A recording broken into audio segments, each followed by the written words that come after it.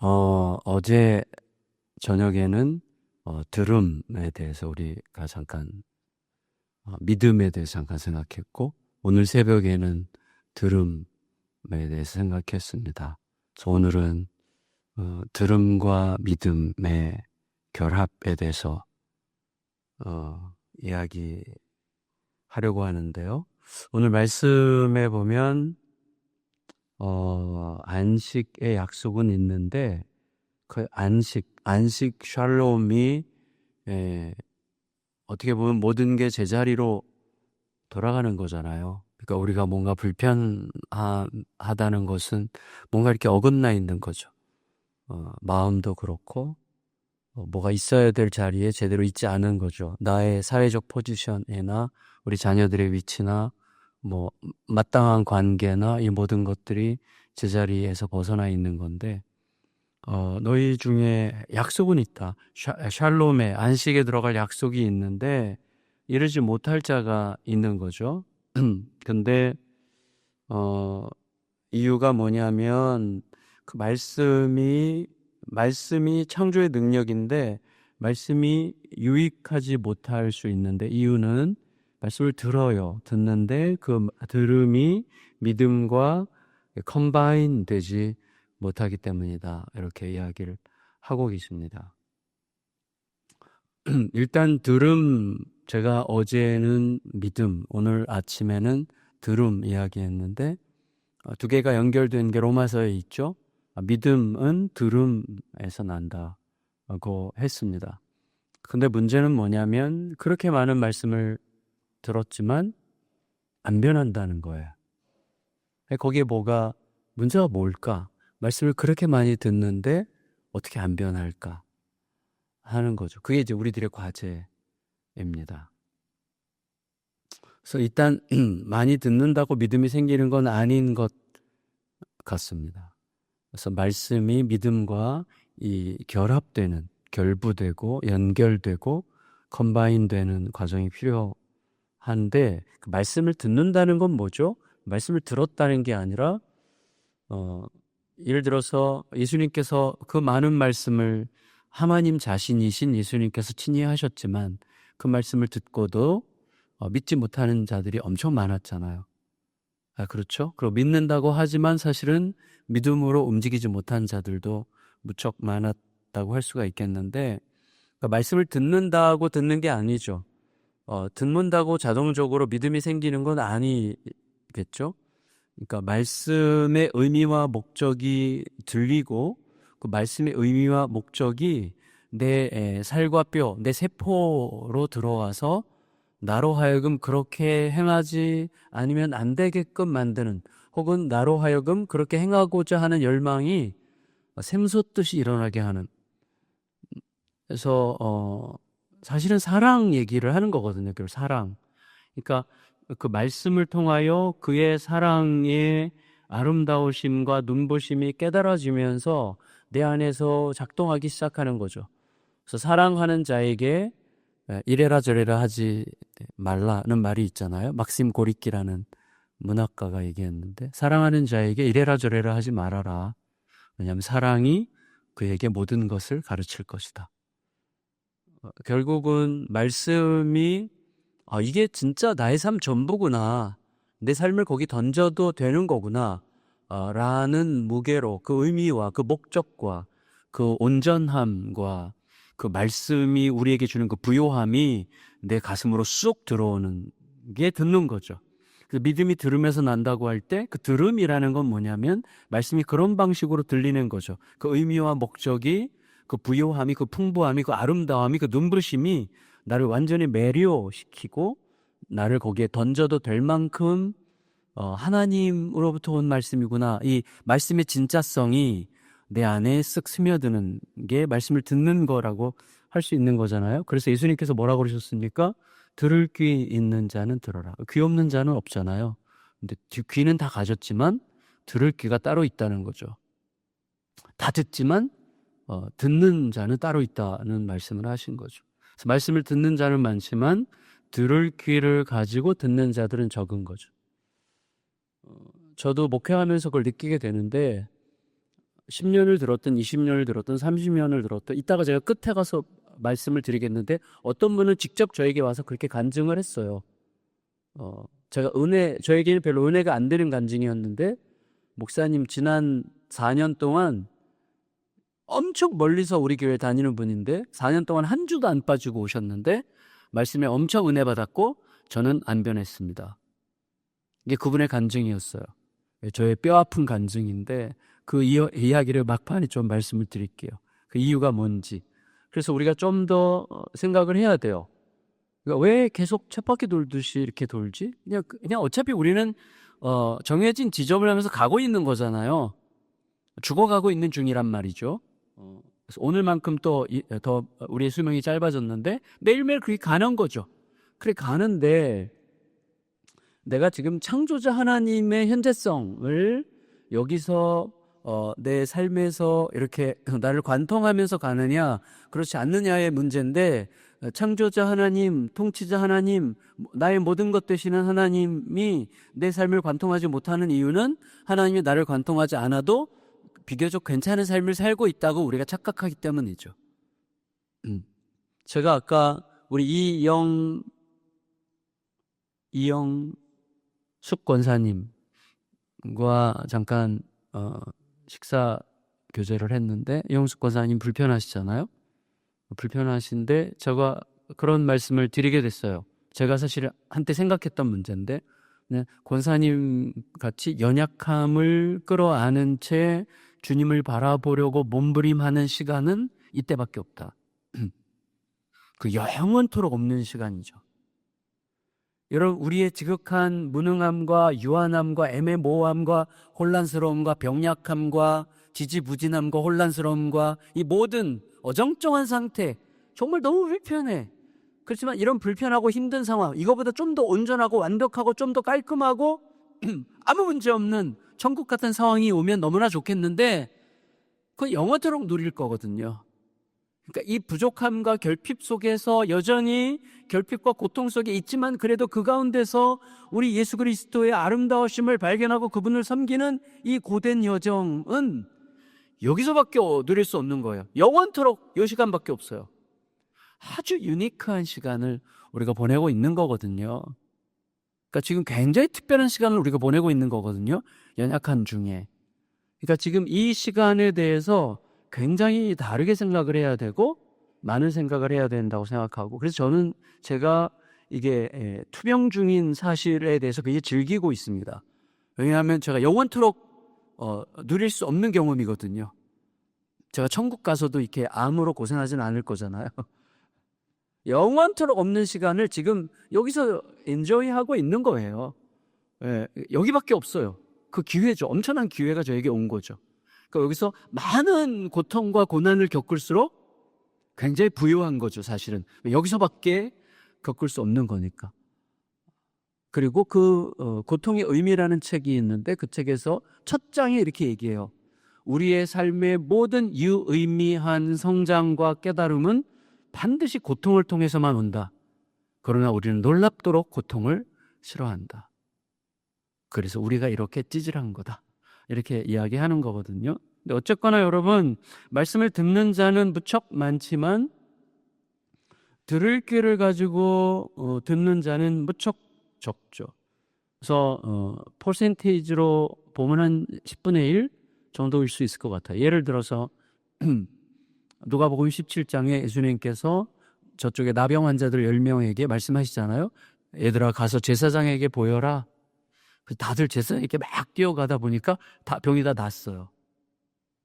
근데 예수 가서 제사장에게 보여라는 말씀이 어떤 의미인지를 깨달은 사람은 사마리아 사람은 한 사람밖에 없어요.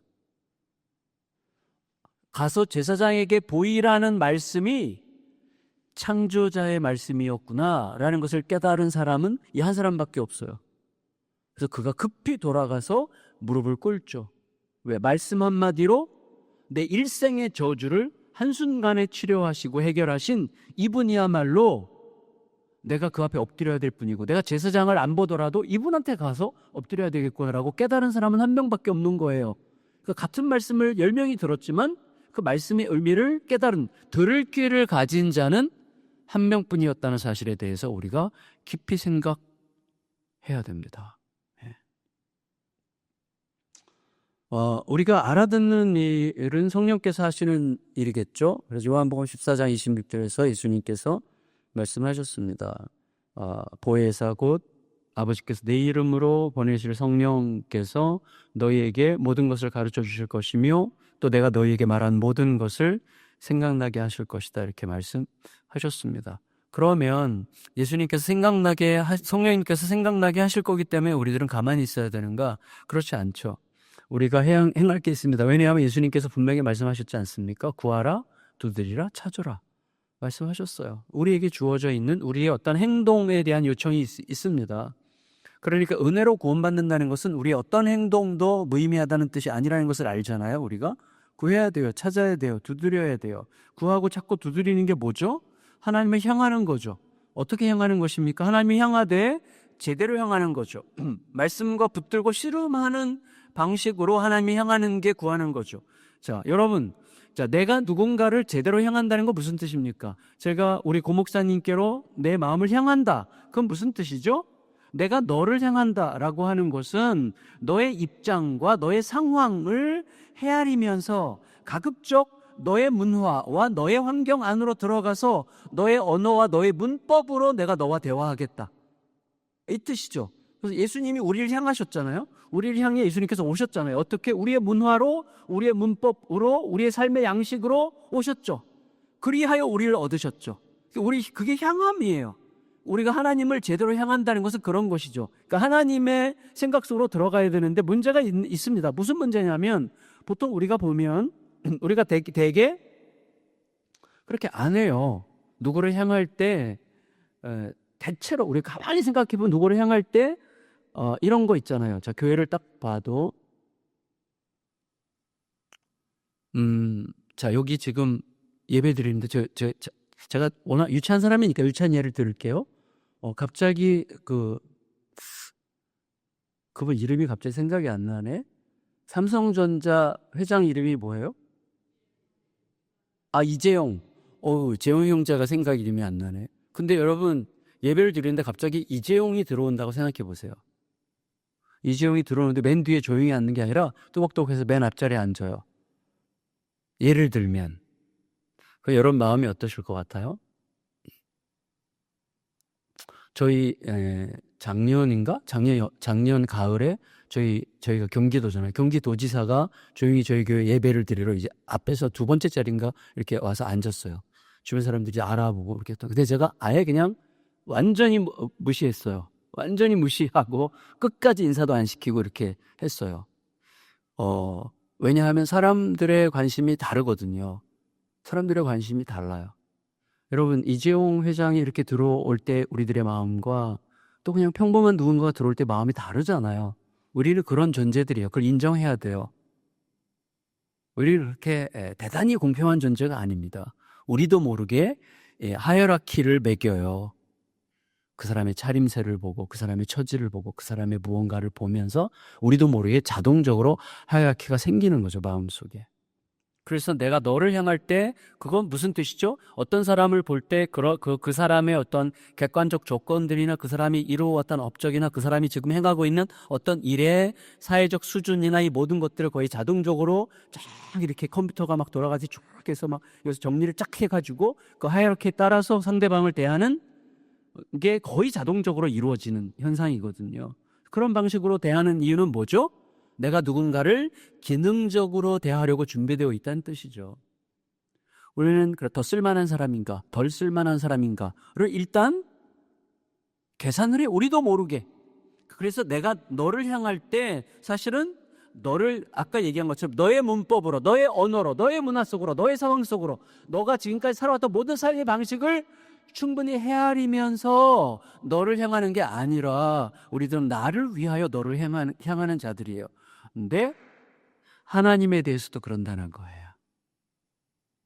여러분, 제가 하나님께서 저에게 주신 큰 은혜 중에 하나가 뭐냐면, 제가 하나님을 열렬하게 사랑하는 줄 알았는데 알고 보니까 하나님을 열렬히 사랑하는 것 같은 방식으로 하나님을 사용하고 있더라고요.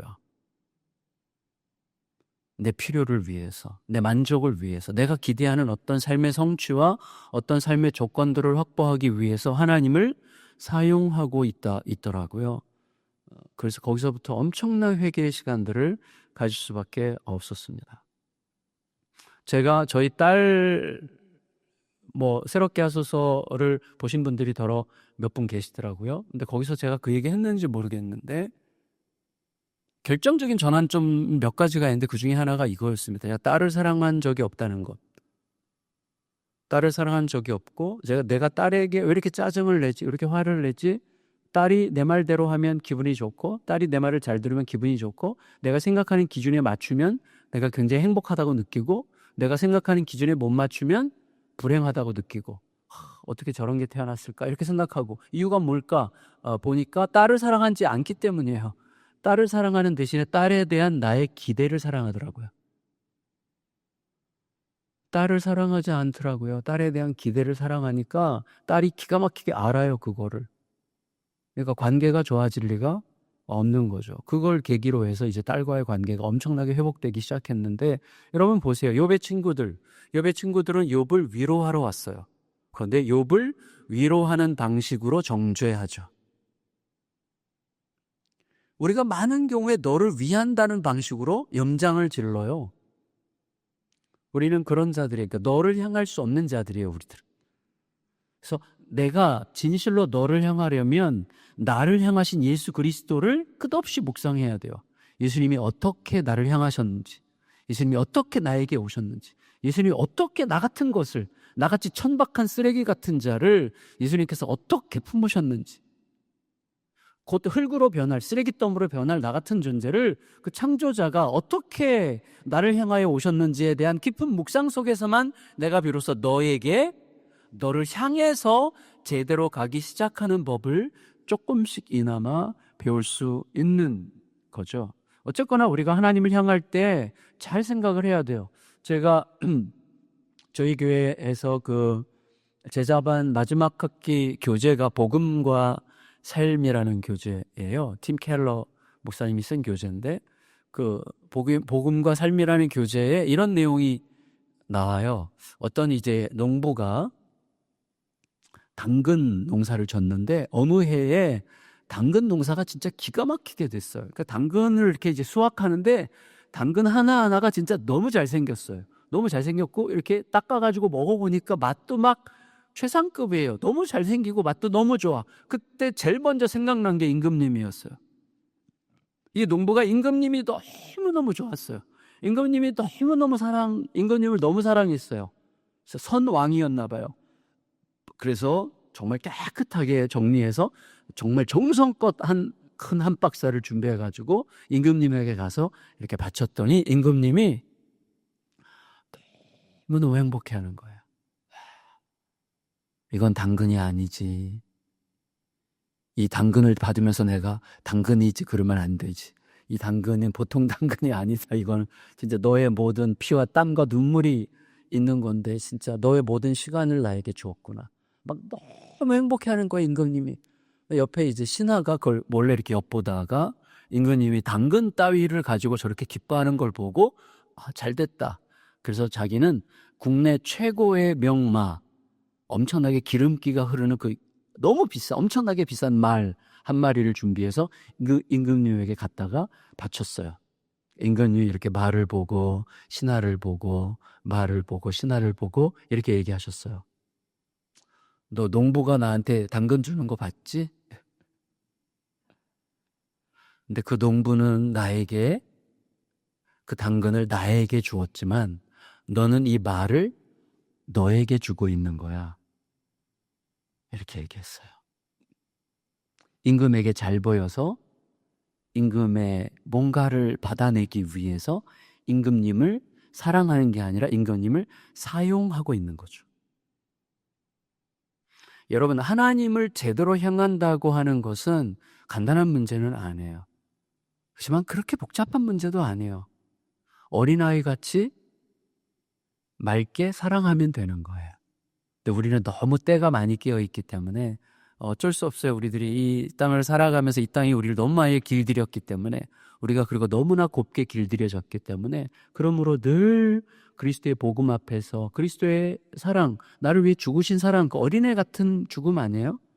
근데 그 사랑 앞에 늘 엎드리고 다시 복음을 가장 먼저 내 자신에게 가르쳐야 되는 거죠.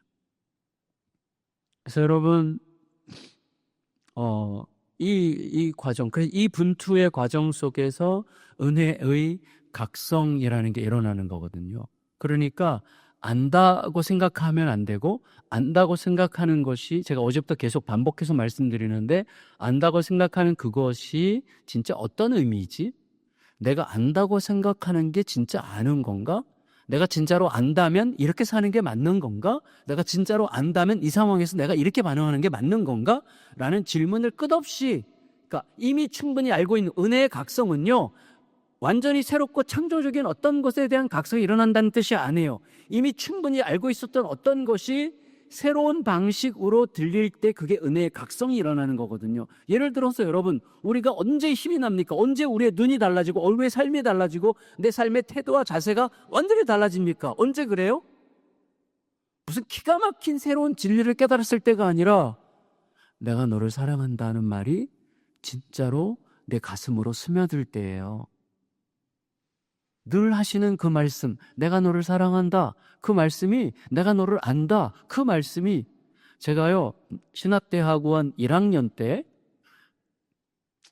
신학대학원 이제 총신대학원을 들어갔습니다. 1학년을 입학. 저는 사실 기자시험을 준비하려고 일반 대학원에 가서 이제 기자시험 준비하다가 주님을 다시 사역적인 회심을 하고 졸업하고 나서 신대원을 다시 들어갔어요. 들어갔는데 이제 알잖아요. 신대원 그때 막 늘 데모와 함께 학교에도 실망하고, 또 학교에 실망하는 저에게 실망하고, 저도 너무 초라하고 막 그러고, 그때 교회도 좀 어렵고 막 해서, 이 길은 내 길이 아닌가 보다, 그냥 기자 시험을 마저 준비해야 되겠다 하고 해서 자퇴서를 썼어요. 그리고 그때는 제가 신학교까지 갔는데, 솔직히 이게 진짜인데요, 진짜라고 이렇게 강조할 필요는 없어요. 근데 하여튼 하나님이 저를 아시나? 이렇게 생각했어요. 하나님이 저를 모르시는 것 같아요. 그리고 하나님과 나랑 관계를 맺은 적이 없는 것 같이 느껴졌어요. 신학교까지 가놓고도. 그 이전에 무수히 많이 기도하고 응답도 받고 막 했는데도 불구하고 그렇게 삶이 실망스럽고 좌절스럽고 하니까 하나님께서 날 모르시는 것 같더라고요. 하나님이 날 별로 관심이 없는 것 같이 느껴졌습니다. 그래서 이제 학교 자퇴서를 써가지고 갖고 다니면서 언제 내지 하는데, 저희 후배 중에 있어요. 지금 한국에서 아주 유명한 출판사 하는 친구가 있는데, 조금 약간 색이 약간 너무 진보적으로 변했어요, 이 친구가. 그래서 좀 약간 걱정스러운데, 근데 그 친구 아버지가 김민 목사님이라고, 제가 은사를 그렇게 신뢰하는 사람이 아닌데, 제가 이제 학교를 그만두려고 한다니까 이 친구가, 형, 우리 아버지를 꼭 만나보세요. 왜 내가 만나? 우리 아버지한테 무슨 은사가 있는데 믿을만 해요. 야, 나 그런 거 안 믿어. 그때 저희가 가장 존경했던 교수 중에 한 사람이 김세윤 교수라는 분이 있었어요. 근데 막 세계적인 신학자로 그때 한참 유명했던 분이어서, 그분이 자기 아버지한테 상담을 받고 있다는 거예요. 그래서 그래? 그러면 내가 한번 만나볼게. 그래가지고 그분을 만났는데, 그분이 어떻게 하냐면 메모지에다가 이렇게 이름을 써요. 정갑신 이름을 쓰고 이렇게 들여다보면서 그렇게 기도를 한 2, 3분 하세요. 그걸 이렇게 쭉 얘기해 주시는데 꼭 점쟁이 같아. 그래가지고 저에 대해서 정확하게 얘기하는 거예요. 저는 좀 약간 이렇게 뭐라고 할까요? 좀 약간 버릇이 없어요. 그래서 제가 목사님께, 목사님 점쟁이랑 뭐가 달라요? 그랬더니 목사님이 그건 모르겠고, 하여튼 일단 하나님이 가르쳐 주는 거는 분명한 것 같다고, 그러면서 저한테 이렇게 얘기하셨어요. 개척하세요. 예? 신학교 지금 신대원 1학기 마쳤는데 저한테 제가 언제 개척을 합니까? 당장 하세요. 왜요? 개척을 하면 하나님께 사람들을 많이 보내실 거예요. 근데 저는 개척하라는 말이 안 들어왔어요. 제가 그때 깨달은 거 뭐냐면 이거예요. 하나님이 나를 아신다고? 이거였어요. 저보고 교회 개척하라는 거 보니까 하나님이 저를 아신다는 뜻이잖아요. 그 한마디 개척하세요가, 그래서 그대로 안 했어요. 그리고 그 이후로 20년 있다 개척한 거예요. 근데 중요한 건 뭐냐면 그걸로 너무나 충분했어요. 하나님이 나를 아신다는 사실로 완전히 충분했고 날아갈 듯이 기뻤고 모든 게 달라졌어요. 그래서 학교를 그 다음서부터 죽으라고 열심히 다녀가지고 제가 아주 최우수 학생으로 졸업을 했어요. 제가 지금 뻐기고 있는데 여러분 가짜게 생각하시는 거 좀 축하드립니다. 근데 어쨌거나 정말 그 한순간 개척하세요. 그 말이 하나님 나를 아신다는 거구나. 누군가를 통해서 그런 음성이 들렸을 때 엄청나게 기뻤어요. 그러니까 이거 보세요. 하나님께 나를 아신다는 사실을 이전에도 무수히 많이 생각해. 하나님께서 나를 아신다는 사실을 모르고 내가 어떻게 기도합니까? 그 이전에 무수히 많이 기도했는데 하나님께서 나를 아신다는 사실이 그런 방식으로 깨달아지는 순간 은혜의 각성이 임하는 거예요. 은혜의 각성이. 그러면 너무나 많은 게 달라져요. 인생이 달라지는 거예요. 인생이 달라졌어요. 사실은 그 한마디로 너무나 많은 것들이 변화를 일으키는 거죠. 그래서 은혜의 각성이 있어야 되는 거예요. 은혜의 각성은 드문 일이 아닙니다. 매일 있을 수도 있어요. 제가 저희 성도들에게 엄청나게 강조하는 게 뭐냐면 큐티예요. 큐티. 사실은 큐티를 강조하는 게 아니라 여러분이 말씀을 직접 열어서 말씀을 직접 묵상하라는 걸 엄청나게 강조하니까 저희 교인 중에 70% 정도가 큐티를 합니다. 큐티 나눔이 굉장히 많은데 이분들은 그때 말씀을 가지고 분투하는 거예요. 말씀을 가지고 고민하는 거예요. 이 말씀으로 세상이 만들어졌고 말씀으로 세상을 붙들고 계시고 이 말씀으로 지금 우리의 삶을 끌고 가고 계신데 우리는 놀랍도록 이미 알고 있다는 전제로 말씀과 별로 상관없이 사는 습관에 길들여져 있어요. 매일 새롭게 매일 말씀을 낯설게 읽어야 돼요. 매일 말씀을 낯설게 처음 읽는 것처럼 낯설게 읽는 훈련을 하다 보면 목사들도 말씀이 새로워요. 늘 읽는 말씀인데 새로워. 나는 포도나무요 아버지는 농부니 이런 말씀도 이렇게 들여다보기 시작하면 어느 날 새롭게 느껴져요. 그러니까 말씀의 각성, 은혜의 각성은 날마다 일어날 수도 있고 은혜의 각성이 1년에 한 번만 일어나도 인생이 달라져요. 이게 중요해요. 근데 은혜의 각성이 없으면 어떻게 되냐면 기름 묻은 손으로 바카스병을 따려고 하는 거랑 똑같아요. 그래서 바카스병을 따려고 아무리 돌려도 이게 안 따져요. 손에 기름이 묻어가지고. 이렇게 똑같아요. 신앙생활이 계속 공회전이 되는 거, 열심히 예배는 드리고 열심히 찬양은 부르고 열심히 뭔가 하는 것 같은데 내 삶은 계속해서 지지부진하고 이게 뭐지? 하는 생각을 하고 기쁨이 없고 만족이 없고 희망이 없고 평화가 없고 여유가 없고 자유가 없고 그렇게 되는 거예요. 그래서 믿음과 들음의 결합이 뭐냐? 이게 우리들에게 무척 중요합니다. 저는 제 삶에서 몇 번의 과정이 있어요. 그래서 이런 거죠. 제가 하도 잔머리 중심의 신앙생활을 하니까 제가 목사가 된 다음에도 늘 잔머리, 머리가 늘 먼저 돌아가니까 저는 무슨 일이 있으면 잠을 못 잤거든요. 막 돌아가니까 여기가. 지금은 늙어서 잠이 안 온다. 죄송합니다. 여기 형님, 누님들이 워낙 많이 계신데 제가 주름 잡았네요. 근데 어쨌거나 어떻게 그러면 이걸 극복할까 생각하다가 몇 사람을 선택했어요. 그중에 1번이 허슨 테일러인데 허슨 테일러의 책을 전기를 여러 권을 읽고 거기서 몇 가지를 그냥 원색적으로 따라했어요. 생각 없이 무조건 따라해봤어요. 그런 훈련을 했고 그중에 또 하나가 헨리 블랙컵이라는 북미 침례교회에서 되게 유명한 분이죠.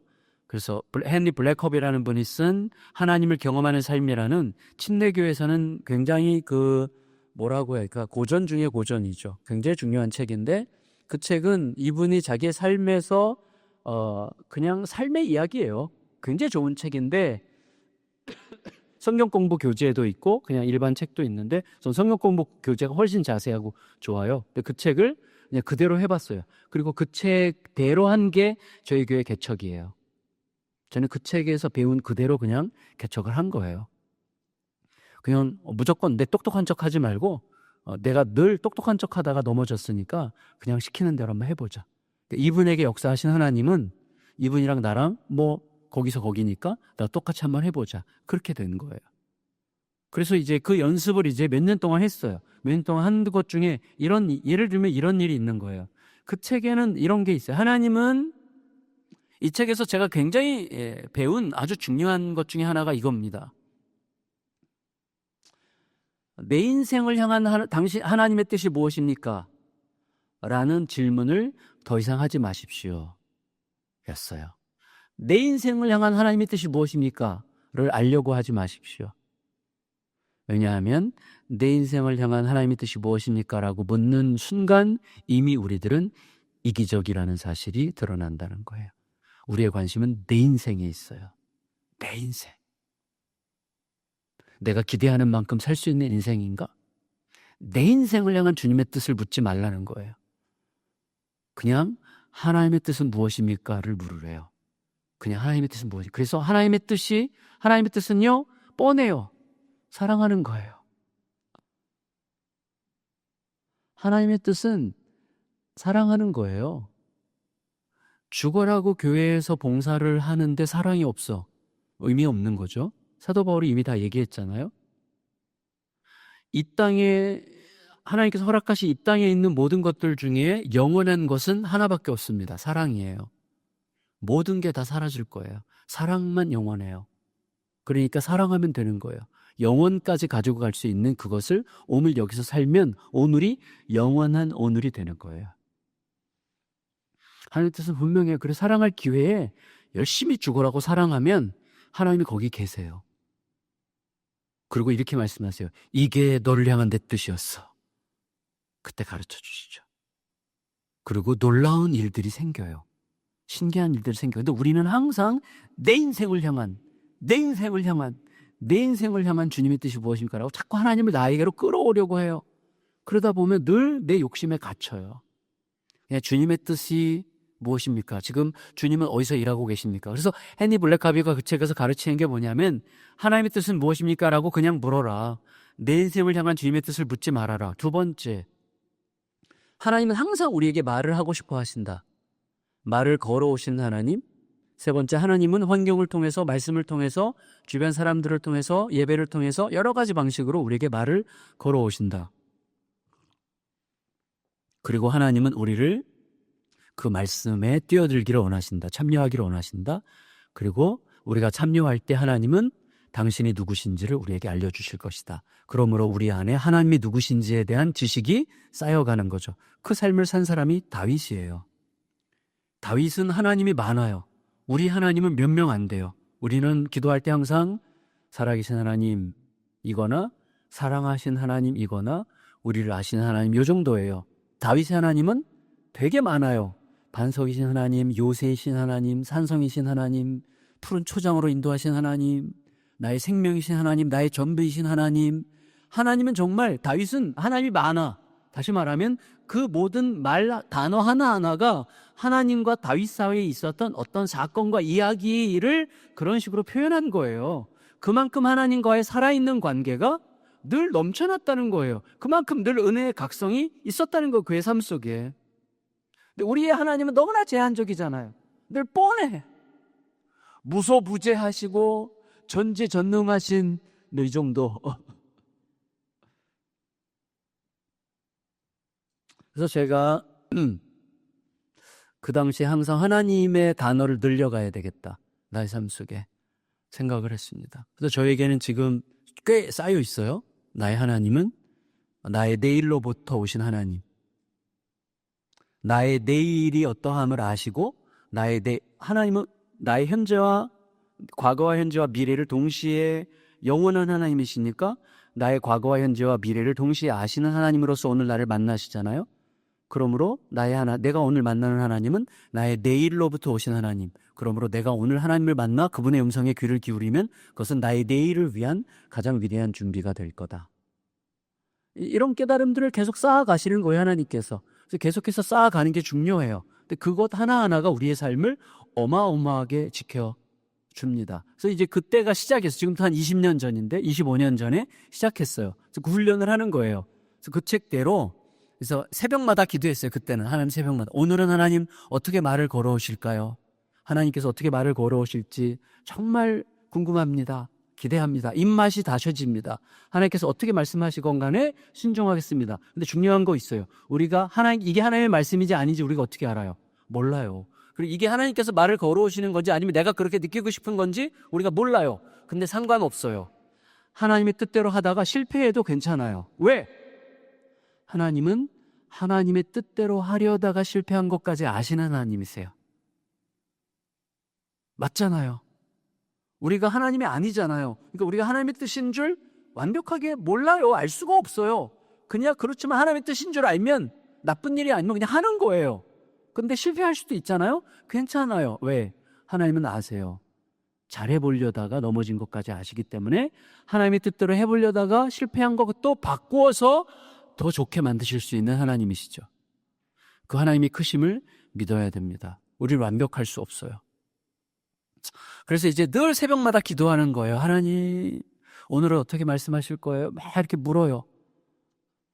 어느 날 새벽 기도 끝나고 나가는데 사거리인데 저는 좌회전해서 가야 돼요. 집으로 가려면. 근데 우회전 구석에서 권사님 두 분이 막 택시를 잡으려고 하는데 택시가 안 잡히는 거예요. 근데 보통 때 같으면 제가 이쪽 문을 열고 권사님들 안녕히 가세요 그러고 갈 텐데 그날 기도한 게 주님께서 어디서 말씀하고 계신지를 좀 들려주십시오. 막 이렇게 이제 요청하고 기도하고 나왔기 때문에 이게 하나님께서 나에게 뭔가 말을 걸어오시는 것일 수도 있겠다. 그래서 권사님 옆에 차를 세우고 문을 열었어요. 무슨 일이 있어요? 그랬더니 권사님 두 분 중에 한 분이 막 크게 얘기했어요. 호들갑을 떨면서 목사님 큰일 났어요. 이 권사님 남편이 교회 안 다니고 특히 아내가 새벽 예배 가는 거 그렇게 싫어하는데 오늘 새벽 예배 안 되는데 남편이 새벽에 코피가 터졌는데 코피가 안 멎어요. 근데 마누라가 교회 옆에 없으니까 막 화가 나가지고 교회에다 전화해서 막 욕을 막 퍼부면서 누구누구 이름 대면서 빨리 오게 하라고 막 엄청 야단을 치면서 전화 확 끊었대요. 그러니까 집에 지금 빨리 가야 되는 거 막 난리가 나게 생긴 거예요. 그 급한데 택시가 안 잡혀요. 두 분한테 빨리 타세요. 그거 해서 이제 거기서 쫙 차를 몰고 저 앞까지 딱 갔어요. 빨리 올라가 보세요. 그랬더니 저한테 처음에 얘기했던 권사님이 제 손을 딱 잡더니 목사님 여기까지 오셨는데 기도해 주고 가셔야죠. 하나님은 종종 이렇게 순교의 날을 잡아놓으세요. 그래서 제가 주님, 이게 주님께서 허락하신 주님의 말 걸어오시는 사건이면 순종하겠습니다. 그리고 이제 정말 떨리는 마음으로 들어갔어요. 들어갔더니 이 남편이 소파에 누워서 눈을 감고 정말 지친 채로 이렇게 있고 막 그 소파 밑에는 막 피 묻은 휴지들이 막 널브러져 있고 이렇게 지쳐 있는 거예요. 코에다 이렇게 뭐 하나 끼고. 그러니까 지금 저는 엄청 긴장하고 있잖아요. 들어가서 이야기했습니다. 선생님, 제가 이제 솔직히 얘기했어요. 우리 선생님 아내 권사님이 다니는 교회 목사입니다. 너무 놀라셨죠? 정말 죄송합니다. 제가 온 이유는 사실은 선생님이 싫어하실 거 알지만 여기까지 왔으니 잠깐 기도라도 하고 갔으면 해서 들어왔는데 무례하다면 용서해 주시고 그래도 잠깐 기도라도 하고 갈 수 있도록 허락해 주시면 잠깐 기도하고 싶습니다. 그때 가만히 있더라고요. 사람은 아파야 돼. 아픔은 순회죠. 그래가지고 이 사람이 가만히 있더라고요. 그래서 제가 이분 손을 잡고 이렇게 거실에 잠깐 누우시라고 그랬더니 또 말을 잘 들어. 누워요. 그러니까 아프니까 순순히 말을 들어. 자, 그때 이제 권사님 두 분에게 다리 쪽을 잡으라고 그러고 저는 이마에 손을 얹고 기도하는데 얼마나 간절히 기도했겠어요? 진짜. 기도 끝나고 여러분 앉아보세요 하는데 코피가 쑥 쏟아져 보세요. 이제 그날로 끝장이야. 이제 권사님 교회 못 다녀요. 이거 너무 중대한 시간이에요. 그래서 저는 하나님, 이거 하나님이 허락하신 시간 맞죠? 하나님 지금 보고 계시죠? 여기 계시죠? 그래서 기도를 솔직하게 깨놓고 하기로 했어요. 하나님, 지금 누워 계신 이분은 기분이 무척 나쁩니다. 아내가 새벽기도 가지 말라고 그랬는데 아내가 몰래 새벽기도 갔고 코피가 터졌는데 멎지를 않고 갑자기 목사가 와가지고 기도해 준다 그러고 그러니 지금 이분은 기분이 너무 안 좋습니다. 주님, 이 상황에서 코피를 멎게 하지 않으시면 우리 모두가 창피합니다. 하나님, 코피를 꼭 멎게 해주셔야 되겠습니다. 코피를 멎게 해주십시오. 하나님, 여기 계시지 않습니까? 하나님, 이분에게 새벽마다 교회에 왜 아내가 그렇게 가서 하나님의 이름을 부르짖는지를 오늘 알게 하시기 위해서 이 상황을 허락하셨다고 믿습니다. 하나님, 코피를 멎게 해주세요. 코피를 먹게 해주세요. 정말 간절히, 왜 이렇게 비웃으세요? 정말 간절히 기도했어요. 그러고 나서 일어나 앉아보세요라는 말이 안 나와. 와, 이게 엄청 걱정되는 거예요. 그래서 굳게 결심하고 주님 믿습니다 하는데 또 믿습니다와 안 믿어지는 것이 이거 아슬아슬하게 왔다 갔다 하잖아요. 막 불안하면서 살살 좀 조심스럽게 한번 일어나 보시겠어요? 이렇게 살살 일으켰더니 코피가 안 나는 거예요. 그때 사람이 간이 보. 그래서 씻고 오세요. 그랬어요. 씻다가 또 코피 나잖아요. 근데 이분이 씻고 나왔는데 피가 안 나는 거예요. 권사님 두 분이 막 박수 쳤어요. 그러니까 남편도 머쓱해가지고 앉았어요. 근데 하도 시끄러우니까 방에서 이분 그 중국 조그만 사업을 하는데 중국 거래처, 조선족 거래처 사장이 그 집에서 잤대요, 어젯밤에. 시끄러우니까 나왔어요. 앉으시라고. 라고 교회 다닌 적 있냐고 그랬더니 어릴 때 다녔는데 모택동 그 문화혁명 그때부터 교회를 못 다녔대요. 잘 됐다고. 두 분 앉혀놓고 사형리로 복음을 전했어요. 두 분 다 예수님을 영접했어요. 그날로 그 집의 운명이 바뀐 거예요. 제가 한 게 아니잖아요. 하나님은 항상 어디서든지 말을 걸어오세요. 그런데 내가 나 일상의 패턴, 내 루틴대로 안녕히 가세요. 그러고 갔으면 아무 일도 일어나지 않죠. 하나님은 항상 우리에게 말을 걸어오시는데 우리는 내 루틴과 내 삶의 패턴과 내 삶의 방식에 너무나 익숙해져 있기 때문에 그게 안 보이는 거예요. 안 들리는 거예요. 보여도 참여하고 싶지 않아요. 귀찮아가지고. 그러면 하나님의 일하심을 경험할 수가 없게 되는 것이죠. 그래서 믿음과 들음의 결합의 여정에 몇 가지 과정이 필요하다고 생각합니다. 첫째는 뭐냐면 일단 어제 제가 잠깐 말씀드렸지만 세상과 우리들의 삶의 본질에 하나님의 말씀이 진짜라고 하는 확신이 분명히 있어야 됩니다. 히브리서 1장 3절을 제가 읽어보면 1장 3절 어제 제가 잠깐 소개했는데 1장 3절에 이렇게 되어 있어요. 잘 들어보세요. 이는 하나님의 영광의 광채시요 그 본체 형상이시라. 예수님 얘기하는 거죠. 그의 예수님의 능력의 말씀으로 만물을 붙드시며 자, 만물을 붙드신다는 말은 뭐냐면 만물을 가져오시고 만물을 인도하시고 다스리신다는 뜻이에요. 그러니까 세계 역사는 결국 말씀으로 시작된 역사예요. 이거 우리가 믿어야 돼요. 그러니까 세상은 말씀이 시작한 거예요. 이거를 경색하고 각성해야 돼요. 이 세상은 요즘에 양자물리학, 저도 양자물리학 잘 모르지만 양자물리학 강의를 가끔 이제 유튜브로 보는데 양자물리학 보면 사실은 우리는 이렇게 뭔가 형체가 있는 걸 보는 것 같지만 사실 양자물리학에서 전부 다 이게 원자의 움직임들일 뿐이잖아요. 우리 몸도 그렇고 이 식탁도 그렇고 이 마이크도 그렇고 전부 다 원자들의 알갱이들의 조합에 불과한 거거든요. 그러니까 사실은 우리 상상을 넘어서는 거예요. 양자물리학은 상상을 넘어서더라고. 뭐 양자 얽힘이니 뭐 이런 것들은 진짜 거의 종교 신앙에 가까운 이야기들이에요. 과학이 발달할수록. 그런데 어쨌거나 자, 세상은 말씀이 시작했다. 근데 여러분 보세요. 제가 아는 목사님 어머니는 왜 돌아가셨냐면 화병으로 돌아가셨어요. 화병이 들었고 화병이 암이 돼서 돌아가셨는데 화병이 언제 발생했느냐? 예배 시간에 발생했어요. 이분이 이제 11조 헌금을 하다가 어느 날 어려운 교회 이야기를 듣고 11조 헌금을 그 교회로 하기 시작했어요. 물론 담임 목사님께 물어봤으면 좋았었겠지만 이 권사님 생각에 목사님이 허락 안 할 것 같은 목사님이셨던 게 더 큰 문제야.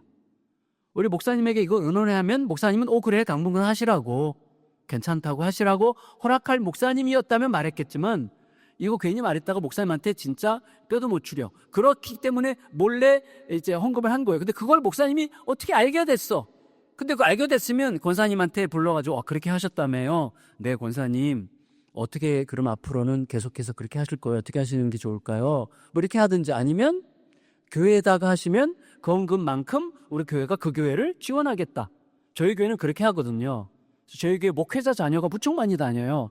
그분들은 이제 개척교회 목회자들 자녀들이니까 사실 너무 헌금을 하고 싶어해요. 그러면 11조를 해라 교회다. 그 11조만큼의 액수를 우리가 그 교회를 지원하겠다. 그럼 공식적으로 교회와 교회의 이야기가 되니까 얼마나 좋아요. 그렇게 해서 이제 많은 교회들을 돕고 있는데, 어쨌거나 이분은 이 목사님이 알고 화가 나니까 설교 시간에 우리 교회에 삽비라 같은 여인이 있다, 이렇게 설교를 한 거예요. 아나니아와 삽비라, 이 삽비라 같은 여자가 있다고 우리 교회에.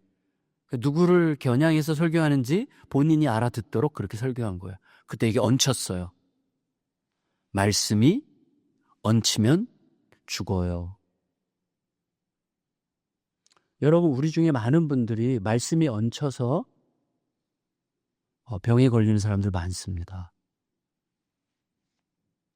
근데 말씀이, 어떤 경우에는 말씀이 죽어가는 사람들 살리잖아요. 말 한마디가 살리잖아요. 그러니까 말씀이 삶과 죽음을 결정해요.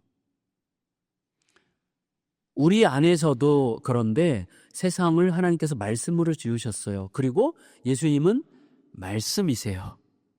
말씀이 육신이 되셨어요. 예수님이. 예수님으로 산다는 건 무슨 뜻이죠?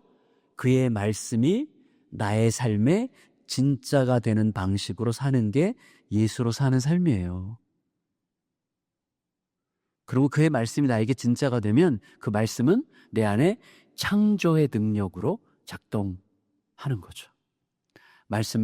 만물을 말씀으로 붙드시며, 이 로고스인데 모든 만물이 말씀의 기반 위에 서 있다는 의미입니다. 그런데 우리들의 안타까운 현실은 뭐냐면 2장 1절에 이렇게 되어 있어요. 2장 1절에 제가 읽을게요. 그러므로 우리는 들은 것에 더욱 유념함으로 흘러 떠내려가지 않도록 함이 마땅하니라. 우리는 자꾸 흘러 떠내려가요. 다시 말하면 말씀이 내 안에서 이렇게 작동을 하고, 말씀이 내 안에서 솟아오르고, 말씀이 나를 움직이고, 말씀에 의해서 내 삶이 그렇게 이끌림을 받아야 되는데 우리는 흘러 떠내려가고 있어요. 이유가 뭐죠? 이유가 우리는 선악과 이후로, 선악과의 핵심이 뭔지 아시죠? 선악과의 핵심? 네, 선악과의 핵심은 뭐 너무 많이 들으셨으니까 그냥 확인하자면, 그 신학자 중에서 그분이 누구죠? 네, 몰라도 돼요. 저도 생각 안 나는데 하여튼 그분이 이렇게 얘기했어요. 자, 선악과를 하나님께 왜 두셨을까? 선악과를.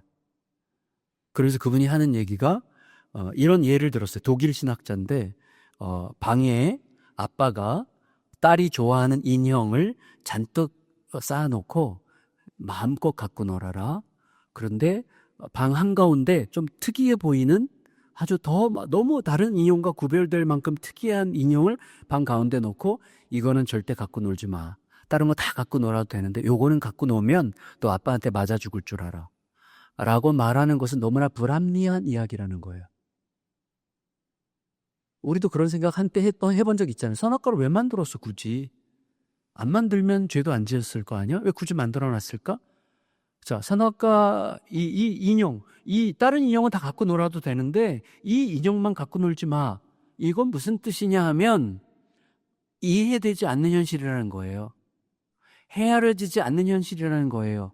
그러나 아빠는 어떤 경우에도 나에게 손해가 되는 짓을 할 뿐은 아니야라는 절대적 믿음만 이 인형을 갖고 놀지 않게 할 수 있는 힘을 주는 유일한 근거가 될 수 있다는 거예요. 이해되지 않아도 하나님은 어떤 경우에도 우리에게 손해가 되는 일, 우리를 잘못되게 하는 일, 우리에게 인색하게 구는 일을 하실 분이 아니라는 하나님에 대한 절대적 신뢰를 가져야만 비로소 따먹지 않을 수 있었던 게 선악과예요. 그러니까 선악과가 요청하는 건 뭐죠? 하나님에 대한 절대 믿음. 이해가 안 돼도, 헤아려지지 않아도, 합리적이지 않아도, 비현실적으로 보여도 이건 말도 안 돼! 라고 말할지라도, 마치 욥이 자기의 삶은 도대체 이해가 안 되고 해석이 안 되고 도대체 설명이 안 돼요. 근데도 끝까지 하나님을 떠나지 않잖아요. 끝까지 하나님 앞에 불평을 해요. 막 원망을 해요. 저주를 해요. 근데 누구한테? 끝까지 하나님한테 해요. 이게 중요해요. 시편의 위대함이 하나님은 나를 버리셨습니까? 그 말을 누구한테 해요? 하나님한테 해요. 여러분 보세요. 예수님이 십자가에서 뭐라고 그러셨어요? 어찌하여 나를 버리십니까? 어찌하여 나를 버리십니까? 라고 말씀하신 다음에 예수님께서 하신 말씀이 뭐예요? 내 영혼을 받아주소서예요. 나를 버리시는 분에게 나를 맡기는 이 신비, 이 역설, 이게 믿음이에요. 나를 버리시는 분에게 나를 맡겨요. 이게 믿음이에요. 근데 우리는 하나님이 살아계시다면 말도 안 돼, 이런 건 진짜. 자, 그건 무슨 뜻이죠? 교회 안 다니는 분들이 종종 그런 얘기 하잖아요. 하나님이 살아계시다면 도대체 세상이 왜 이 모양으로 돌아가는 거야? 하나님이 살아계시다면 도대체 이런 일은 왜 생기는 거야? 그 말은 무슨 말이냐면 하나님이 살아계시다면 이따위 일은 벌어지면 안 된다는 내 생각이 하나님보다 더 위에 있다는 뜻이에요. 우리는 이해되지 않아도, 우리는 헤아려지지 않아도 하나님은 오르세요. 하나님이 선하세요. 그게 믿음이에요. 그 믿음이 요청되는 거예요. 그래서 여러분, 우리는 그 믿음을 버린 게 선악과고 그 믿음을 버린 이후부터 내가 주인이 됐어요. 내가 주인. 내가 스스로 책임지려고 하는 습관이 우리의 온몸에 뱄어요. 그래서 내가 스스로 책임지려고 하는 습관이 만든 신앙 비슷한 게 종교예요. 종교는 뭐죠? 종교는 거래입니다. 거래. 그래서 내가 한 만큼 나에 대한 신의 보상을 기대할 수 있는 거죠. 여러분, 불교가 종교죠. 미안하지만 종교죠. 왜 종교죠? 불교에선 절에 가서 1000번 절한 것보다 5000번 절한 게 더 많은 무언가를 기대할 수 있는 거죠. 그렇죠? 절에 가서 100만 원 헌금한 것보다 1억 헌금한 건 더 많은 복을 기대할 수 있는 조건이죠. 다시 말하면 이제 거래하고 있는 거잖아요. 내가 투자한 만큼 회수하는 거잖아요. 이게 종교의 논리예요. 모든 종교는 거래예요. 그래서 내가 하나님이 나한테 하나님의 사랑을 받으려면 내가 여기서 열심히 살면 하나님의 사랑을 받아낼 수 있고, 하나님께서 나를 미워하시게 할 수도 있어요. 내가 제멋대로 살면 하나님께서 나를 미워하실 수 있어요. 그러니까 하나님을 내가 조종하는 게 종교예요. 나를 좋아하시게 하는 것도 내가 할 수 있는 일이고, 나를 싫어하시게 하는 것도 내가 하는 거예요. 내가 어떻게 하느냐에 따라서 나에 대한 하나님의 반응이 달라지는 것. 이게 종교예요. 그래서 종교는 무능한 거예요. 왜? 내가 조종할 수 있는 하나님을 못하라 믿어요? 신앙은 뭐예요? 신앙은 우리가 아직 죄인 되었을 때, 우리가 아직 원수였을 때, 하나님과 원수였을 때, 우리가 하나님께 한 게 아무것도 없고 오히려 그렇게 더러운 짓만 주야장창 했을 때 하나님은 당신의 아들을 우리에게 보내요. 그 사랑으로 우리를 얻으셨다는 거죠. 이게 복음이죠. 우리 어떤 행위와 상관이 없이. 신앙은 거래가 아니에요. 하나님의 일방적 사랑에 대한 깨달음이 우리로 하여금 살게 하는 길, 그게 신앙의 길이죠. 완전히 다른 거죠. 근데 뭐냐면 우리는 가만히 있으면 종교적이 돼요. 선악과 이후로. 왜? 내가 자꾸 주인이 되려고 하기 때문에. 그래서 내가 가만히 있으면, 날마다 나에게 복음을 가르치지 않으면 어떻게 되냐면 자꾸 거래를 하려고 그래요. 하나님이랑 거래할. 이만큼 했으니까 이만큼. 그래서 우리가 뭐라고 그래요? 어려운 일이 생기면, 하나님, 내가 그동안 하나님한테 어떻게 했는데, 내가 얼마나 헌신했는데, 내가 어떻게 수고했는데 나한테 이러실 수가 있습니까? 그 말은 뭐예요? 하나님, 그동안 나한테 받아먹은 거 다 토해내세요. 그 말이죠. 저 거래하는 거예요. 하나님은 아들을 주셨는데, 창조자의 생명을 주셨는데 그 하나님 앞에서 무슨 거래를 하려고 하는 거예요? 말이 안 되잖아요. 우리 애들도 보여요. 제가 분명히 저희 손주들 분명히 제가 그 거북이 과자 제가 사줬거든요. 분명히 제가 사줬어요. 5분 전에 사줬어. 5분 전에. 와, 하나만 달래도 안 줘. 5분 전에 할아버지가 사줬는데 한 개만 달래도 안 줘요. 그래서 제가 역시 죄인이구나. 근데 저도 사실은 똑같아요. 그래서 우리는 날마다 복음을 가르치지 않으면 그렇게 되는 거예요. 자꾸 흘러 떠내려가는 거죠. 나한테 계속 복음을 매일매일 새롭게 가르쳐. 내가 어디 있는지. 나는 예수의 승리 위에 있어. 나는 영원한 천국을 가진 자로 오늘 살고 있어. 난 부활하신 예수님과 함께 오늘을 사는 거야. 내가 오늘이 끝이어도 나는 더 이상 잃을 게 없을 만큼 충분히 받은 자로 살아가고 있는 거야. 이 확인을 날마다 해야 돼요. 거기서부터 새로운 눈빛이, 새로운 말이, 새로운 관계가 형성이 되는 거예요. 이게 너무너무 중요하죠. 흘러 떠내려가는 이유는 뭐냐면 우리가 영적 치매에 걸렸기 때문이에요. 예를 들면 이런 거죠. 자, 돈을 좋아합니다. 저도. 누가 저에게 현찰로 100억을 줬어요. 여러분 왜 안 놀려오시죠? 예, 그렇죠. 뻥치는 거니까. 누가 저에게 만약에 100억을 현찰로 줬다. 그러면 아내한테 가서 쪼르륵 달려가 여보 누가 나 100억 줬어. 절대로 말 안 할 거예요. 일단은 아내한테 말하기 전에 아무도 모르는 곳에 감춰 놓을 것 같아. 그리고 이제 그걸로 이제 몰래 빼서 쓰면서 이제 좋은 데도 쓰고 아내 용돈도 넉넉히 주고 좋은 일도 하고 막 그러고 싶어요. 솔직히 인간적인 마음으로. 물론 이제 들키겠죠, 아내한테. 근데 중요한 건 뭐냐면 자, 100억 그래서 아무도 모르는 곳에 숨겨놨어요. 그리고 그 다음날 치매가 걸렸어. 자, 그러면 어떻게 된 거죠? 어떻게 된 거죠?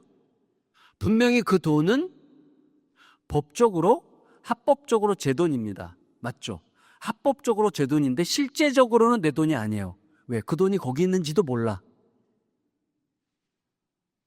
여러분, 마태복음 18장인가요? 만 달란트 빚을 탕감받은 자가 조금 있다가 100데나리온 빚진 친구를 감옥에 집어넣잖아요. 왜?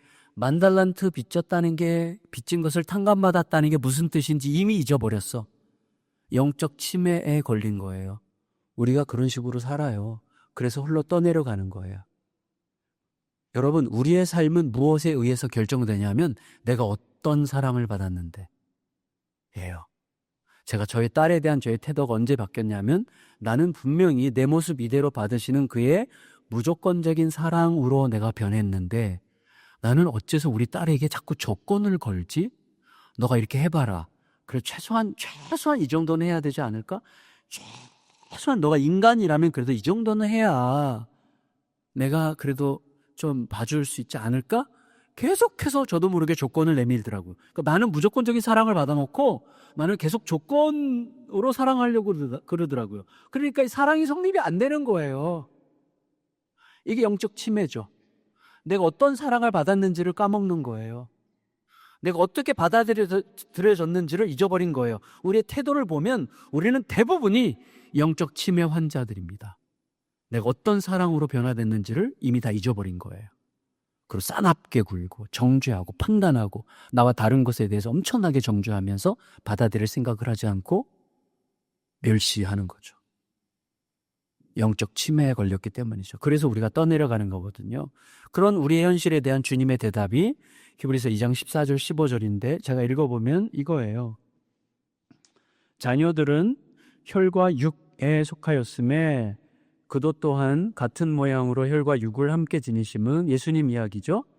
죽음을 통하여 죽음의 세력을 잡은 자 곧 마귀를 멸하시며 15절이 중요한데요.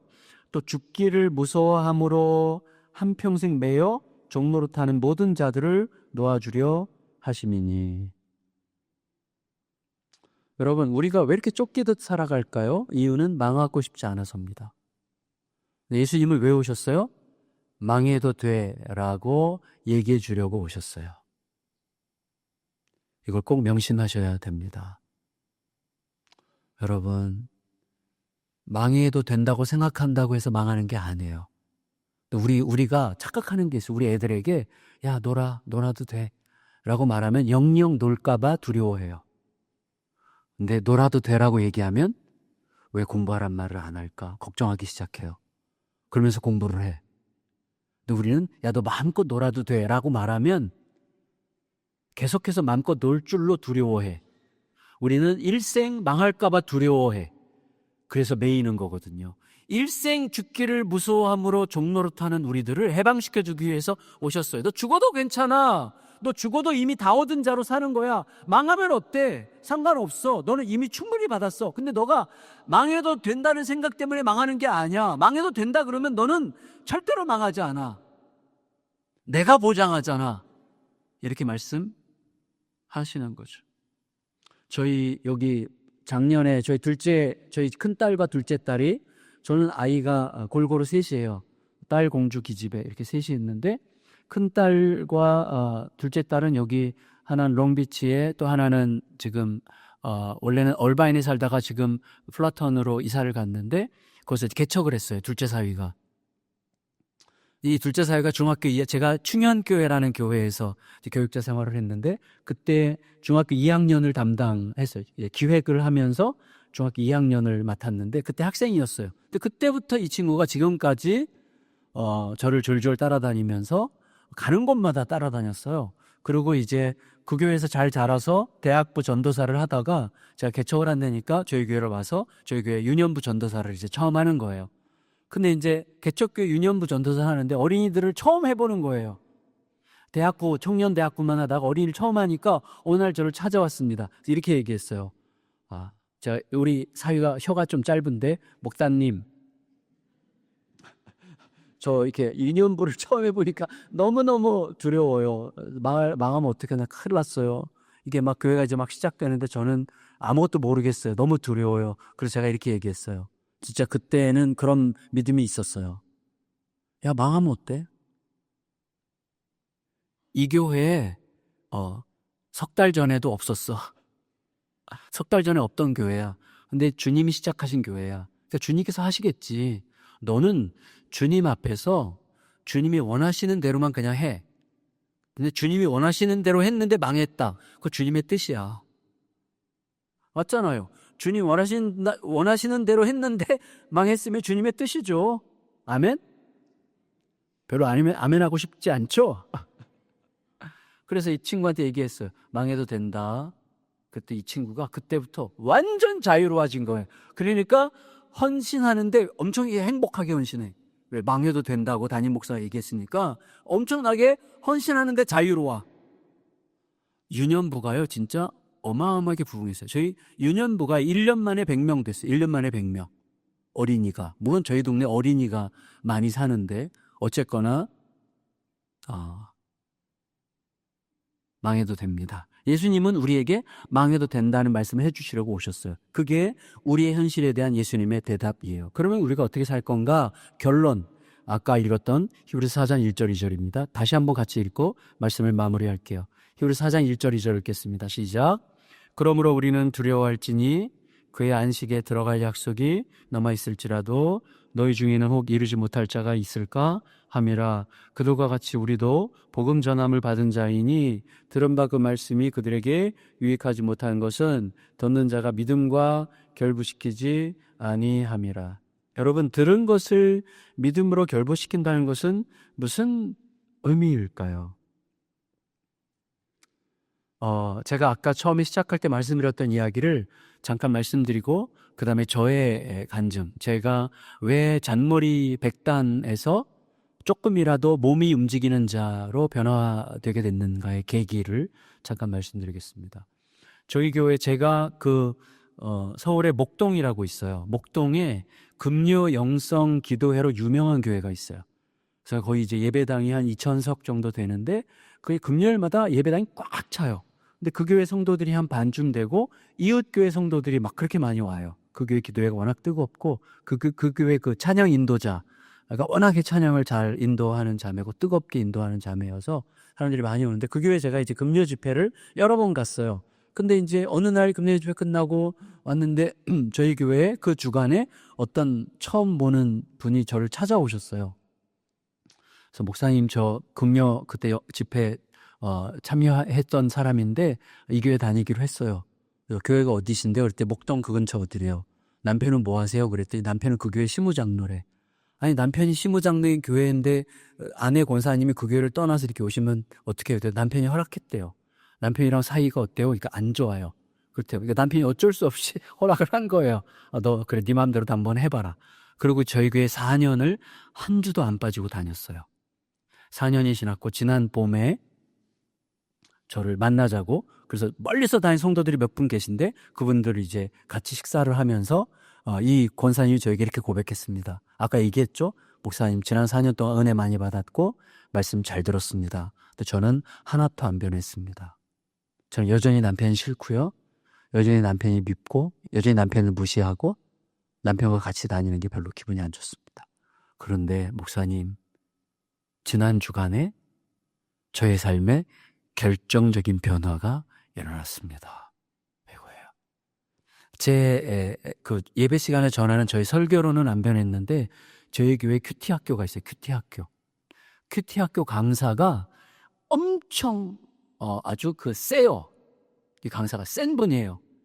어느 정도로 세냐면 이제 말씀 이번 주에 자기의 삶에 적용할 말씀을 하나씩 다 자기 삶의 가장 어려운 문제, 오랫도록 고질적으로 해결되지 않는 문제들을 다 얘기하게 하고 그 말씀 그 문제를 그 이슈에 대하여 말씀이 그 이슈를 관통하려면 어떻게 해야 되겠는가를 이야기하게 하고 그걸 이번 한 주간 동안 실천한 이야기를 가지고 다음 주에 오게 해요. 그러니까 말씀이 그냥 말씀을 구경하는 게 아니라 말씀이 내 삶을 그냥 관통하게 하는 방식으로 큐티 학교를 운영하세요. 엄청나게 강력해요. 근데 이분이 그 큐티 학교에서 변화가 시작이 된 거예요. 제가 되게 가슴에 약간 쓰리면서도 기분이 좋았어요. 맞아, 이거야. 근데 어떤 일이 있었는가 하면 이분의 숙제는 뭐냐면 나는 왜 이렇게 남편을 자꾸 무시할까? 남편이 좀 퉁퉁해요. 그 남편이 느려. 남편의 최고의 소원은 뭐냐면 아내와 함께 등산 가는 거예요. 남편은 아내와 함께 걷고 싶어. 근데 높은 산을 못 가. 아내와 함께 걷기를 걸으려면 평지가 좋아. 근데 느려 걸음이. 근데 이 권사님은 날다람쥐예요. 팍 이렇게 걸어. 그런데다가 산에 올라갈 때만 파랗게 올라가. 남편은 저 뒤에서 뒤뚱뒤뚱 천천히 오니까 답답해서 같이 못 걸어요. 그래서 그냥 아예 혼자 갈래? 그러고 이제 늘 가. 근데 남편의 소원이 뭔지는 알아요. 남편의 소원이 아내와 함께 걷는 거예요. 그래서 그걸 적용하기로 결정했어요. 그래서 남편에게 집에 가서 여보 같이 산에 갈까? 이렇게 얘기를 했어요. 근데 남편이 너무 기분이 좋아요. 그러니까 아내에게 평소에 듣고 싶었던 말을 진짜 처음 들은 거예요. 너무너무 행복해. 근데 불행하게도 그 전날 지방에 무슨 출장이 있어가지고 너무 늦게 와서 너무 몸이 피곤한 거예요. 그래서 막 고민하다가 아무래도 오늘은 좀 쉬어야 될 것 같은데 내가 지금 너무 피곤한데 그랬어요. 그랬더니 그러면 아내가 산에 같이 가주려고 한 마음이 어딘데 감히 거절을 해? 이런 마음을 평소에 가졌었는데 그날은 적용해야 되잖아요. 남편을 사랑하기로 결정했고 그걸 적용하기로 했어요. 십자가를 져야 돼. 그러면서 남편에게 이렇게 얘기했습니다. 여보, 쉬고 나와. 당신이 푹 쉬고 나올 때까지 내가 기다릴게. 이렇게 얘기했어요. 당신이 푹 쉬고 나올 때까지 기다릴게. 남편이 그 말 듣고 방에 들어가서 펑펑 울었어요. 우리 아내로 날 기다려준대. 나 기다렸다가 산에 같이 간대. 이 말에 남편이 되게 순수한 분이거든요. 이 남편이 막 너무 감격하시고 울면서 트레이닝복으로 갈아입었어. 나 안 쉬어도 돼. 여러분 이게 사랑이에요. 사랑은 쉼을 이깁니다. 그래서 막 나 안 쉬어도 돼. 그리고 트레이닝복을 갈아입고 나온 거예요. 산에 가자고. 아니 쉬어. 그랬더니 아니야. 나 당신이랑 같이 산에 갈래. 그랬더니 이 권사님이 정호선 권사님인데 권사님이 평소에 가던 높은 산 말고 그날따라 남편에게 맞추느라고 그냥 낮은 산책길 같은 가를 처음 가보는 길이야. 처음 가보는 길로 이렇게 걸어갔어요. 근데 아니나 다를까 이제 느리고 또 발도 뚱뚱해가지고 막 신발끈이 자꾸 풀어지니까 또 안을 묶어주고 이렇게 2번이나 묶어줬대요. 그러면서 이제 가는데 그럭저럭 적응할만 하더래요. 왜냐하면 결심하고 가니까 되는 거예요. 그래서 잠깐 쉬고 있는데 누군가가 이게 헉 하고 지나가더래요. 보니까 여동생이야. 여동생이랑 같은 동네 사는데 15년째 한마디도 말을 안 섞은 원수야. 여동생이랑 원수처럼 지냈대요. 말도 안 했대요. 그리고 자기 남편이랑 이 처제, 이 여동생 사이도 너무너무 안 좋대요. 근데 이 말씀을 적용하는 김에 끝까지 적용하자. 그래서 동생 이름을 불렀대요. 동생이 딱 서 있더래요. 막 뛰어가서 뒤에서 동생의 이름을 부르면서 미안해 그랬대요. 근데 그게 하나님 앞에 결심을 하니까 되더래요. 미안해. 성령께서 역사하신 거예요. 미안해. 뭐가 미안해? 그랬더니 언니가 돼가지고 그냥 무조건 다 미안해. 그랬대요. 셋이서 같이 갔다가 같이 내려오면서 남편이 와, 오늘 내가 고기 사야 되겠어. 오늘 고깃집 가자. 그래서 고급 고깃집에 가가지고 남편이 고기를 쫙 샀어요. 같이 고기 먹으면서 그날 화해가 다 이루어진 거예요. 말씀이 들음과 믿음이 결합했어요. 들은 말씀과 믿음이 결합하여 사건이 됐어요. 하나님의 이야기가 됐어요. 그리고 그 하나님의 이야기가 지금 한길교회까지 옮겨지고 있어요. 하나님의 이야기는 계속 그렇게 퍼지는 거예요. 놀라운 일이죠. 저는 한 가지를 말씀드리고 말씀을 마치겠습니다. 저는 평생에 몇 가지가 저로 하여금 내가 목회를 계속해도 되나? 였는데 그 중에 하나가 딸 이야기고 딸 사건이고 딸이 하여튼 힘들었어요. 그리고 2번째가 바로 이거 잔머리였어요. 잔머리. 나 왜 이렇게 잔머리가 많을까? 그래서 하나님 앞에 엄청 기도했어요. 하나님, 제가 머리보다 가슴이 먼저 움직이고 싶습니다. 머리보다 내 가슴이 먼저 움직이는 신앙인이고 싶습니다. 제가 목사가 돼가지고 왜 이렇게 잔머리를 굴리는가요? 너무 싫습니다. 내가 이 상태로 목회를 계속할 수 있을까요? 정말 하나님 앞에 정말 납작 엎드리고 싶습니다. 늘 이게 이제 저의 기도였어요. 이 기도. 근데 어느 날 제가 이제 그때 충영교회 교육자일 때인데 2000년에 김영대 선교사님이라고 그분이 아프리카 수단으로 선교사로 파송받으면서 제 책상에 저를 어떻게 보셨는지 모르겠는데 저를 좋아하셨든지 뭐 어쨌든지 책상에 책 3권을 이렇게 선물해주고 가셨어요. 책 3권을. 보니까 제가 평소에 되게 우습게 생각하고 무시하는 단체의 파운더가 쓴 교과서 같은 책이에요. 여러분 예수전도단이라고 아세요? 예수전도단이라고 있어요. YRAM이라고. 예수전도단을 제가 그때까지 무척 무시했어요. 저 우습게 생각하고 뭐 하나님의 음성 듣기 뭐 이런 거 막 나 이런 거 너무 피곤해. 굉장히 저는 막 지적인 척하면서 그런 것도 되게 우습게 생각하는 좀 그런 부류였어요. 아주 주제넘게. 근데 그분이 그 교과서 같은 책 3권을 책상에 딱 선물을 해놓고 가셨어요. 그게 하나님 정말 당신이십니까? 벼랑 끝에 서는 용기, 내 신을 벗으라 요 3권인데 그래서 선물해 주신 김에 한번 읽어나 보자 이렇게 시작했는데 이게 완전히요 진짜 엄청 재밌어요. 책이 너무너무 재밌어요. 그래서 3일 만에 3권을 다 읽었어요. 너무 재밌어가지고. 그리고 마지막 장을 딱 덮는데 저의 결론, 와, 진짜 구라가 장난이 아니다. 이게 뭐 완전히 거기 막 뻥, 과장, 구라가 막 꽉 차 있어요. 대표적인 게 이거였어요. 대표적인 게 뭐냐면 이분이 본거지가 하와이에 있거든요. 하와이의 빅 아일랜드 코나섬에 이제 그 본부가 있어요. 근데 거기 이제 본부 전에 옛날에 젊은 사람들을 막 하와이로 초청해가지고 거기서 막 복음 전도 활동을 막 하는데 어느 날 복음 전도를 다 하고 마쳤는데 점심때인데 배도 고프고 막 쪼르륵거리는데 돈도 없고 먹을 것도 다 떨어지고 아무것도 없어요. 근데 그때 이제 청년들한테 이렇게 얘기했다는 거예요. 여러분, 우리가 돈도 없습니다. 먹을 것도 없습니다. 그렇지만 여호와 하나님을 찬양할 수 있습니다. 우리 하나님을 찬양합시다. 그러면서 막 고픈 배를 움켜쥐고 막 찬양을 하면서 막 방파제를 걸어갔는데 그 바다에서 방파제 위로 물고기가 막 뛰어올랐대요. 물고기 떼가 막 뛰어올라가지고 그걸 잡아서 구워 잡수셨다는 거예요. 야, 이거는 진짜 이건 어떻게 이런 구라를 칠까? 말이 안 된다. 이렇게 이제 전 생각을 했는데 마침 저의 막내 처제가 결혼해서 호놀루루에 살고 있었어요. 그때 한 결혼한 지 2, 3년밖에 안 됐을 때인데 휴가를 냈습니다. 2주짜리 휴가를 내가지고 호놀루루에 갔어요. 짐을 놓고 다시 공항에 가서 비행기를 타고 코나섬까지 갔어요. 안 계시더라고요. 로렌 커닝햄인데 로렌 커닝햄 못 만나고 거기서 이제 며칠 그냥 얼쩡거리다가 처제네 집에 다시 왔습니다. 처제 그때서야 생각이 났어요. 처제한테 말했어요. 제 처제가 미양인데 지금 여기 이 근처에 살고 있는데 미양아 혹시 우리 같은 교회 출신이에요. 그래서 야 여기 가끔씩 그 바다에서 물고기가 막 방파제로 막 뛰어오르고 막 그런 말도 안 되는데 그런 일이 있기는? 그랬더니 처제가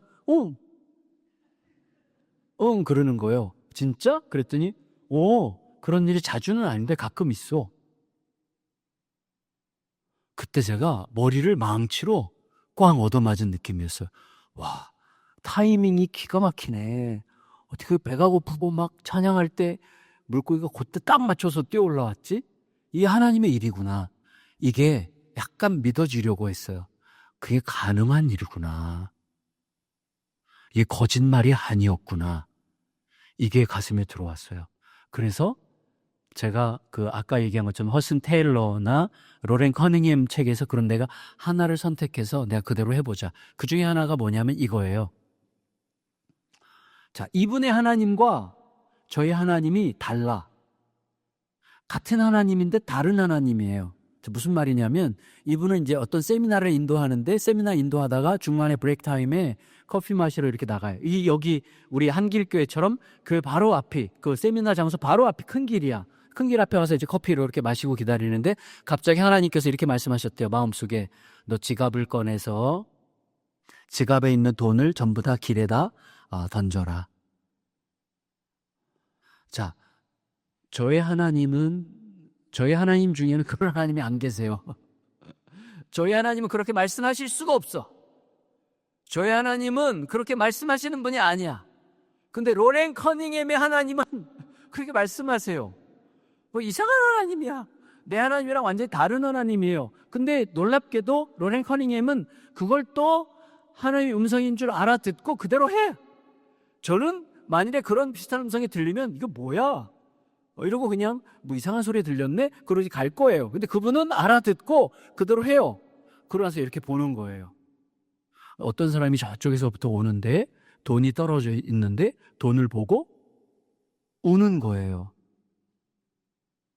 그래서 로렌 커닝햄이 가서 무슨 일이냐 그랬더니 자기가 집을 떠난 지 꽤 오래됐고 집 떠나서 너무나 오랫동안 방황했는데 저쪽에서부터 이제 후회하고 돌이켜 이제 다시 내 인생을 새롭게 출발하고 싶다는 마음을 가지고 막 이제 후회하고 회개하면서 이렇게 오는데 갑자기 돈이 있어서 쉬어보니까 정확하게 집에 갈 차비들이에요. 정확하게 집에 갈 차비. 그 돈이 조금 전에 이분 지갑에서 나온 거야. 이거 해보고 싶다. 이거 한번 해보자. 이런 마음이 들었어요. 제가 하나님께 기도했습니다. 하나님 저도 이런 거 한번 경험해보고 싶습니다. 저의 하나님은 로렌 커닝햄의 하나님이랑 다릅니다. 그러나 로렌 커닝햄이 경험한 그 하나님 저도 나의 하나님으로 모시고 싶습니다. 주여 나의 하나님이 더 커지게 해주세요. 그러니까 내 생각, 내 전제, 내 프레임에 갇힌 하나님이 아니라 내 프레임을 박살내고 온 우주의 왕이신 그 크신 하나님을 만나고 싶습니다. 내 신학적 전제, 내 경험에, 내 알량한 지식에 갇힌 하나님이 아니라 만왕의 왕이신 하나님을 누리고 싶습니다. 기도를 했어요. 그런데 참 그 와중에도 사람이 굉장히 알량해요. 마음 끝에 이런 마음이 들었어요. 이왕이면 지갑에 돈이 너무 많지 않을 때 말씀하시면 좋겠다. 이런 생각이 들었어요. 근데 기적이 일어났어요. 지금부터 25년 전이니까 제가 30대 후반이잖아요. 그때부터 제가 청년 사역이 시작됐어요. 그 기도 이후에. 제가 그 교회, 충현교회 청년부 여름 수련회를 인도했는데, 그때는 이제 강남에 있는 그 교회들이 이제 청년부 수련회를 하면 CD를 고요. CD를 막 몇백 장, 막 1000장 이렇게 고가지고 막 쫙 뿌려요. 그러면 이제 막 이 CD가 사랑의 교회로 갔어.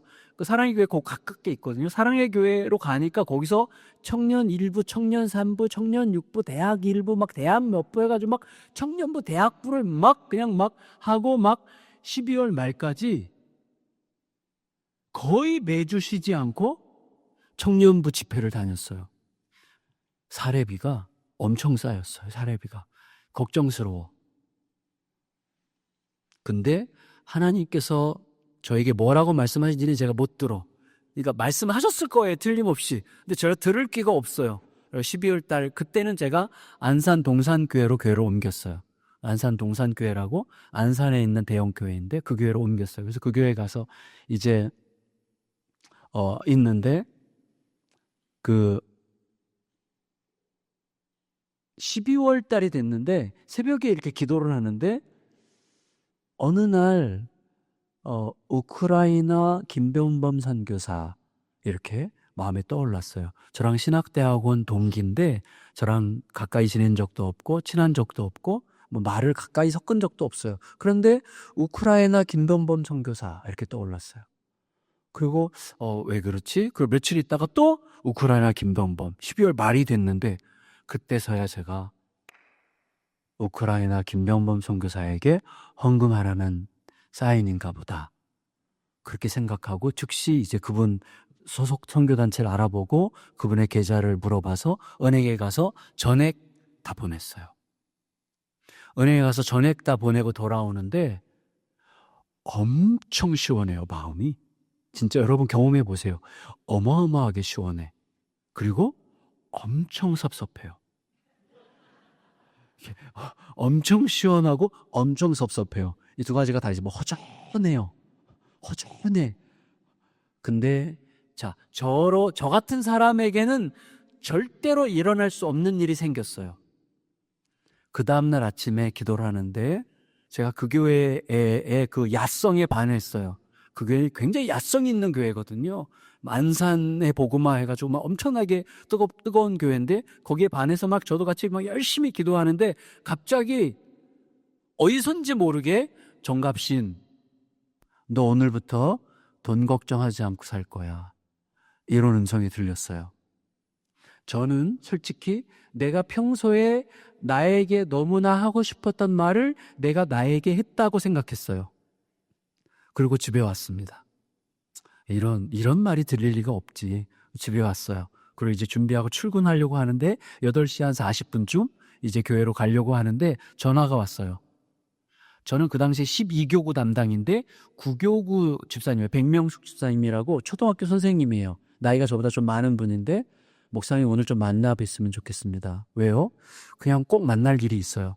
그래서 12월 말에 그분을 만났습니다. 수요일 날 저녁인데 성모님 예배 직전인가 그래요. 만났는데 이분이 봉투를 이렇게 하나 제 앞에 내놓는 거예요. 너 돈 걱정하지 않고 살 거야 라는 말을 들을 그날 봉투를 이 가슴이 뛰기 시작하는데요. 근데 그 교회 카페에 사람들이 많잖아요. 사람들이 봐. 그러니까 제가 집사님 너무 감사한데요. 어차피 저에게 주셔도 제가 이거 교회 헌금을 해야 되는 상황이니까 사람들이 보고 있으니까 오해하지 않도록 저에게 줬다고 치고 권사님이 헌금을 하시면 좋겠습니다. 이렇게 말도 마음에도 없는 소리를 했어요. 근데 권사님이 저에게 목사님 제가 옛날부터 뭔가 언젠가 쓸 일이 있을 거다 생각해서 조금씩 모은 거고 그렇게 큰 돈도 아니에요. 그러니까 조금씩 모은 건데 그냥 자꾸 요새 기도하는데 목사님 생각이 그렇게 나고 목사님께 드려야 되겠다는 생각이 그렇게 나요. 웬일인지 모르겠어요. 그러니까 목사님이 알아서 하시면 좋겠어요. 그리고 놓고 가시는 거예요. 와, 이분이 문을 닫고 나간 다음에 너무 궁금해. 도대체 이게 얼마가 들었을지. 이게 너무 궁금해요. 그리고 이렇게 보니까 수표가 2장이 들었는데 하나는 500만 원, 하나는 1000만 원이었어요.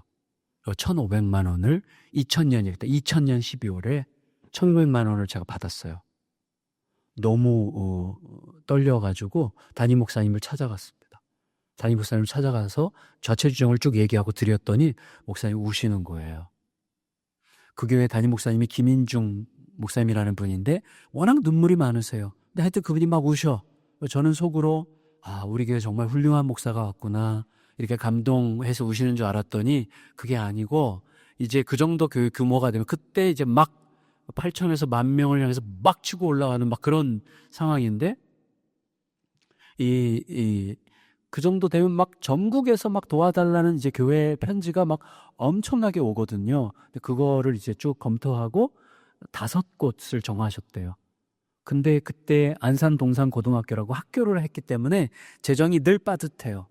그러니까 하나님 1000만 원만 주시면 이 교회들이 200만 원씩이라도 보내면 조금이라도 위로가 되지 않을까요? 하나님 1000만 원만 주십시오. 이 기도를 계속 했는데 12월 말까지 응답이 없다가 12월 말에 1500만 원이 온 거예요. 그러니까 막 하나님이 들으신 거죠.